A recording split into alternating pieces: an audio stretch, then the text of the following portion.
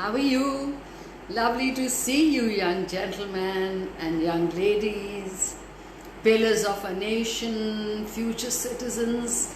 You're going to shoulder the country, and we are all pinning our hopes on you because our generation did not do enough for our country, for a future. So you're going to do it. We are very sure because you're far more well-oriented, far more well-aware, and you will be the troubleshooters. So I have chosen a very nice story, and this has been written by Tim Winton. He wrote it and it was published in 2004. It's rather a very recent story, and it's about pride, honesty, dignity in labor. So let's start and see what's happening.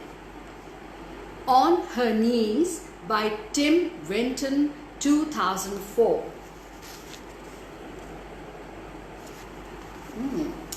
I was 16 when the old man shot through. A year later, we moved back to the city where my mother cleaned houses to pay off his debts and keep us afloat and get me through university. She wouldn't let me get a part-time job to pay my way. The study, she said, was too important. Cleaning was a come down from her previous job 18 years before as a receptionist in a doctor's surgery. But it was all she could get. She told me there was more honor in scrubbing other people's floors than in having strangers scrub your own. But I wasn't convinced. The only thing worse than knowing she knelt every day in someone else's grotty shower recess was having to help her do it. Obviously, he did not like it. Some days between lectures, I did go with her. I hated it. There were many other times when I could have gone and I did not. I stayed home and stewed with guilt. So he's a good boy, he did feel guilty. She never said a word. My mother had a kind of stiff-necked working-class pride. After the old man bolted, she became a stickler for order. She believed in hygiene, insisted upon rigor.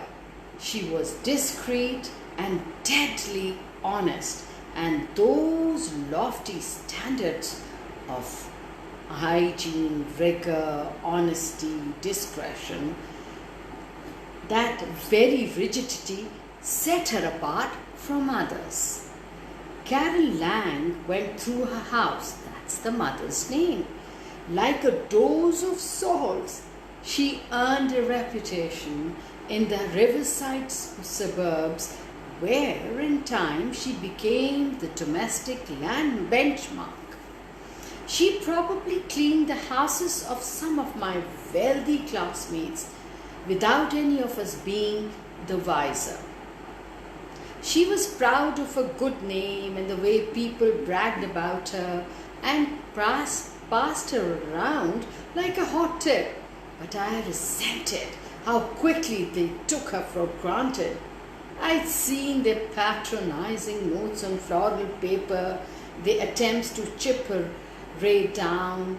The householders who thought most highly of themselves were invariably the first bears and the biggest slops. It was as though having someone pick up after them had either encouraged them to be careless or made them increasingly determined to extort more work for their money. That's how people are. Through it all, my mother maintained her dignity and her hourly rate. She left jobs. She did not lose them. In 20 years, she was only ever sacked the once, and that was over a pair of missing earrings. Excuse me. She came home with a week's notice and wept under the lemon tree. where she thought I would not hear. I tried to convince her never to return, but she would not hear a word of it. We argued. It was awful, and it didn't let up all week. They didn't stop arguing and bickering that week.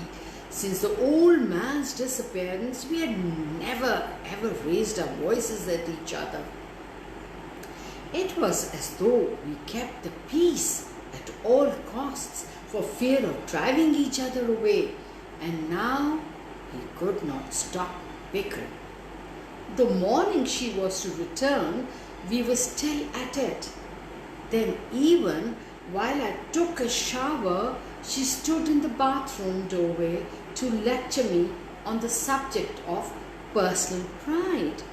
It was as though I was not a 20-year-old law student, but a little boy who needed his neck scrubbed. I don't care what you say, I yelled. It's outrageous, and I'm not coming. I never asked you, she said. When did I ever ask you to come? I groaned. Oh, there was nothing I could say to that. I knew it was a 4-hour job, 2 if I helped out. Given what the householder had accused her of, it would be the toughest 4 hours she'd ever put in. But I was convinced that it was a mistake for her to go back. It was unfair, ludicrous, impossible. And while she packed the Corolla in the driveway, I told her so. She came back for the mop and bucket. I stood on the veranda with my arms folded. But she must have known I would go. She knew before I did. And mothers always know before. And not even the slam I gave the door could wipe the look of vindication from her face as she reversed us out into the street. The car reeked of bleach and rubber gloves. I sighed and cranked down the window. She drove with both ravished hands on the wheel, her chin up at a silly, dignified angle. A mask of composure belied a fear of driving, and the caution with which she navigated made me crazy, but I resolved to show a bit of grace. What? She said, seeing something in my face. Nothing, I said, trying not to sound sullen. You are good to come with me. Well, figure you needed the help. Oh, it's not help, love. It's company. I could have opened the door and got out there and then. What? She asked. I shook my head. I couldn't launch into it again. She was worth twice what those silver tails paid her. She was more scrupulous, more honest than any of them. She would not even open a drawer unless it was to put a knife or a fork into it. For her to be called a thief was beyond imagining. I know it's not easy, she said. It's demeaning, Mom. I blurted despite myself, going back like this. The whole performance, it's demeaning. To who? Whom? Well, excuse me, Constable, she said with a dark laugh. To whom it is demeaning? Then, Victor, you? I looked out of the window, flushing for shame. You men, she said brightly. Actually, this is about a woman, Mum. What kind of person accuses you of thieving, gives you the sack, and then asks you to come back for 1 week while she looks for somebody to replace you? Well, it's her loss, said my mother, changing lanes with excruciating precision. She knows she won't find anybody better than me. Not even as good as you, not a chance. Thank you. $500 earrings? Mom, she hasn't even gone to the police as far as we know. In that postcode, believe me, we would know.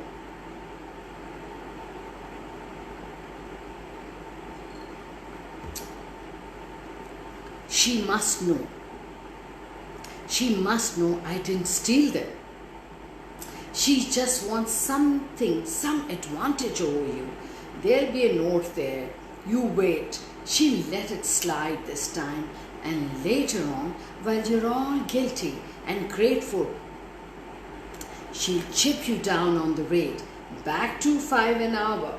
The law, she said, it must make you suspicious. She's just made a stupid mistake. She's probably found them by now and not called. Though these people, they never call. Silence. That's the idea of an apology. It's how they are brought up. But she looked troubled for a few moments. Then her face cleared. Oh well, she murmured, there's the waiting list. I can still fill a dance card in this business. Sure, I said without any enthusiasm. Anyway, we'll show her. How's that? We cleaned that flat within an inch of its life. Oh yeah, I muttered, that'll put her back in a box. Go, Mum. We pulled up in the leafy street beneath a block of Art Deco flats. You could smell the river, even after 3 years at the university, whose lawns all but ran to the river's grassy banks. That constant brothy presence stank of old money, of posh schools and yacht clubs. Sometimes it reeked of law itself, of port and cigars, Chesterfields, musty paper, and the men who owned the city because of it. That smell kept me alert. It made me wary and determined. Drive on up, Mum, I said. Use her car space. I won't give her the satisfaction. I did not roll my eyes. I got out and hoisted the vacuum cleaner off the back seat. She grabbed a bucket full of rags and squeezed bottles along with the mop. Don't you use her care. Not today, don't tell me. The principal, right? She winked and I felt sick for her. I followed her up the long garden steps. Wayne stood in her calves because of her hard work. He's really proud of his mother, her principles, her diligence, her hard work, her dignity, her grace, her willpower. Beneath her loose shorts, her thighs were white and dimpled. She seemed so old.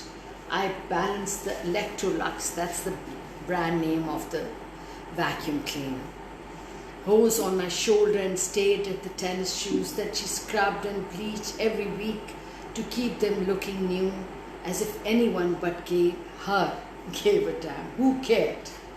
Up on the porch, she fished the key from her blouse. All the keys hung from a piece of string round her neck. The sound of them jangling onto her dressing table at night signaled the end of the day. The apartment had a closed-up smell, intensified by the pong of housebound cats. While Mum went through to the kitchen, I stayed a moment at the clean reproductions, the dreadful cat photos in gold frames, and the poster, which appeared to be new. I heard an envelope torn open, and I came in as she held up the mauve paper, one hand on her heart. What does it say? Nothing, she said too quickly. She stuffed the note into her pocket and patted her hair. The envelope lay on the bench. There was money in it. I opened the fridge, a huge American thing with 2 doors and an ice maker. No snooping, she said. Not even today. There were 2 kinds of white wine, tomato juice, and jars of condiments. On one shelf was a stack of foil boxes, some kind of food without labels, a typical American home. I closed the fridge and looked at the wine rack, a shoulder-high stack of bottles that after a second week my mother was requested to leave undisturbed, unrolled, unwiped, and undusted. Don't be a sticky beak, she murmured, pulling on gloves. Today I just couldn't help myself. It wasn't only resentment. I was curious. What kind of person would do this? After years of faultless service, there was no discussion. Just the accusation and the termination, abrupt one, in 3 scrawl lines. Cat tray, she said. I went into the airless laundry where the litter tray lay beneath the steel trough. The stink was awful. I got down with the garbage bag and tried to breathe through my mouth, but the dust from the grit rose onto my lips and tongue, and I started to gag. I grunted a bit, swung the hair out of my eyes and got it done, twisting the bag shut.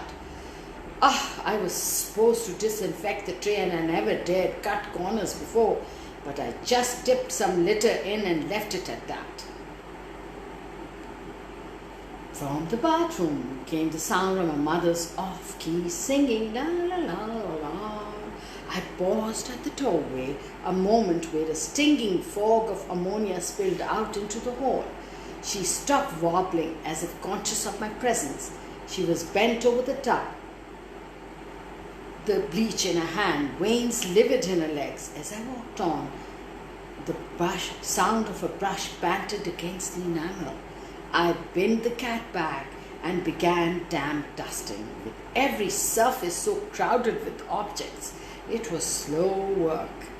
Every trinket, souvenir, ornament, figurine had to be wiped, lifted, dusted beneath, and replaced precisely. Standing orders, Mum would inspect it like a sergeant major at barracks inspection. Oh God, we both agreed that nobody who cleaned their own place would bother keeping such junk. A week of doing for herself, and this woman dished the lot out with the cat litter. It was a lonely apartment. We had had a grim few years, Mum and I, but you wouldn't walk into our place and feel the same melancholy you picked up here. Another person might have found it tranquil, but to me it felt as stale as it smelled. I dusted the Andrew White reproduction and the steel and the leather chairs. I brushed and wiped and waxed the long shelves of books and tried to imagine having strangers in our place, looking in a fridge, touching our stuff, ripping hanks of hair from the plug hole. You'd have to imagine they were some kind of sleepwalker, that they were blind, incurious, too stupid to notice intimate things about your life. You'd have to not think about them, to will these intruders away, or just be confident. Yes, I thought that's what it takes to be having such an attitude about strangers in your house, a kind of inhalating self-assurance. The bookshelves in the living room were shocked with novels and popular psychology. They were big celebrity hardbacks as well as the usual stuff. But I found both volumes of the report and box sets of erotica. I took some minutes to thumb through, wondering how Mum had missed them. Yeah. On the desk beside the typewriter was a pile of what I instantly recognized as student papers. The title of the topmost was Throwing Off the Shackles, a few paragraphs, consciousness raising and the delivery of change. It was all the safe, right-thinking stuff of the time, but clumsily written. I smoothed the paper back into place and dusted the pin-up board of snapshots. The lantern-jawed woman who appeared in so many, it was her. She looked decent, happy, loved by friends and family. As I clawed through her desk drawers, finding nothing more remarkable than a tiny twist of hash, I knew I wouldn't find anything that would satisfy me. Now I just wanted to get the job over with. In the bedroom I worked with frenzy. Each lamp and mirror got a grinding vibe. I Windexed the glass, waxed the girly dressing table. I went out for the vacuum, cranked it up and plowed my way through the whole place. The thought kept returning me. Why would someone not report the theft of a pair of $500 earrings? Even to claim the insurance, you'd have to report it. Perhaps it was my own uneasiness at having overstepped the boundaries, at having gone through somebody's stuff, which made me consider the chance that this woman might know about me, be aware that I'd helped here before. Could she have suspected me rather than Mum? Worse still, did she know who I was, that I was an undergraduate at her own campus? And that could it be possible that her failure to report a theft to the cops was an act of kindness towards my mother? An act of mercy towards me? I vacuumed and raved feverishly. When I got to the bedroom, the cats who had thus far evaded us leapt out from behind the curtain. They were sulking great Persians. I chased them out of the room. My mother was still in the kitchen. "Mom," I said, "what did the note say?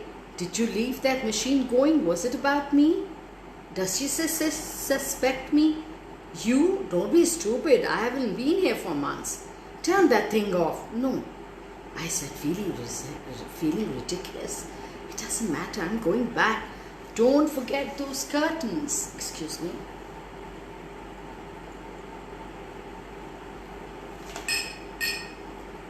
I gave the bedroom curtains a good going over. I could never understand how so much cat hair could accumulate in a week.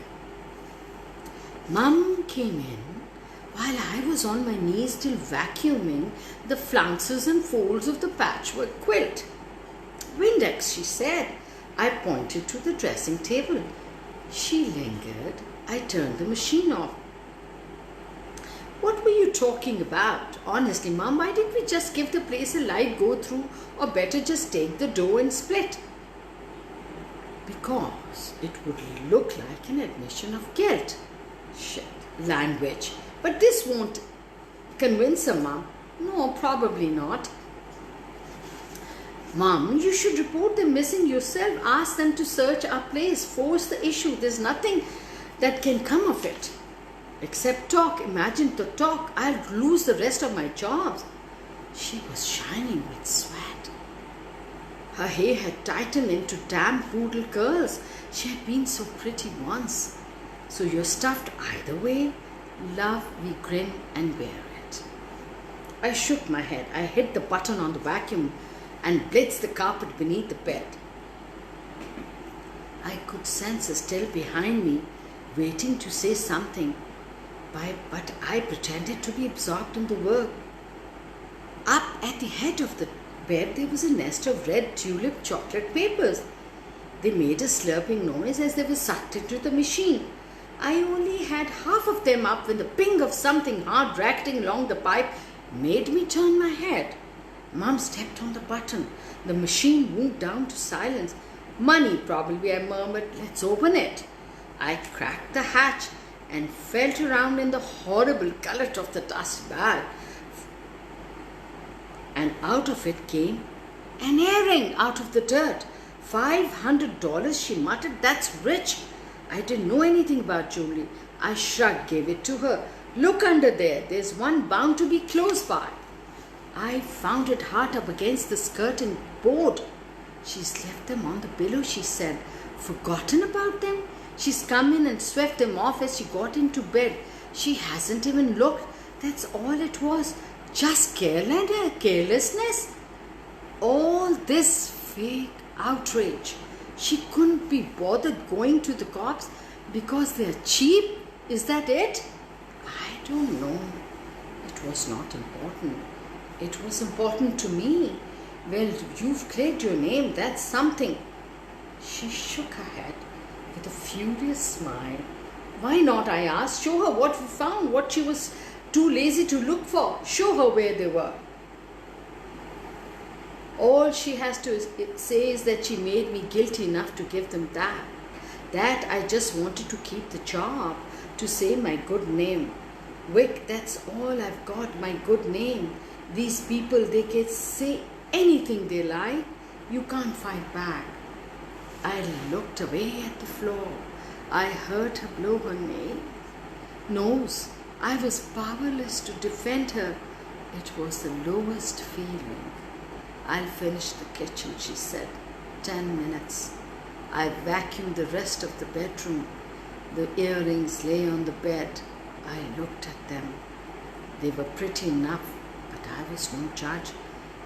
Perhaps the real value was sentimental. I snatched them up from the quilt and took them into the laundry. I chucked them into the cat tray. Let her find them there if she cared to look. In the kitchen, Mum was ready to go. The rags and bottles were in the bucket. She walked a towel across the floor, and that was it. What about the money? I said, looking at the scrap bench. I'm worth more, she said. You're not taking it? No. I smiled and shook my head. You forgot the vacuum, she said. Oh yeah, right. I went back to the laundry, knelt at the cat box and picked out the earrings. I dusted them off on my sweaty shirt. In my palm, they weighed nothing. I grabbed the vacuum cleaner from the bedroom and made my way out again. In the kitchen, I put the earrings beside the key and the thin envelope of money. My mother stood silhouetted in the open doorway. It seemed that the very light of the day was pouring out through her limbs. I had my breath back. I followed her into the hot afternoon. So, see, it leaves you wondering that what was it? What was it? I mean, just to have an upper hand, or to save few dollars, or to thump somebody down, one would do that? Or it was sheer carelessness? It keeps one wondering. And the attitude, the class discriminations, and something that is most precious, the dignity, the reputation, which is a prized possession of somebody, and to rip that off, I think nothing could be more cruel and criminal. Don't you agree? So this story really touched my heart. She was really brought to her knees, but she kept her head high, her chin up, and her dignity. I hope you enjoyed the story. Yeah, I thought it wouldn't be difficult for you young fellows. Yes, I hope you enjoyed it. Keep reading, keep listening to stories, and I'd love to see you next week. Bye-bye.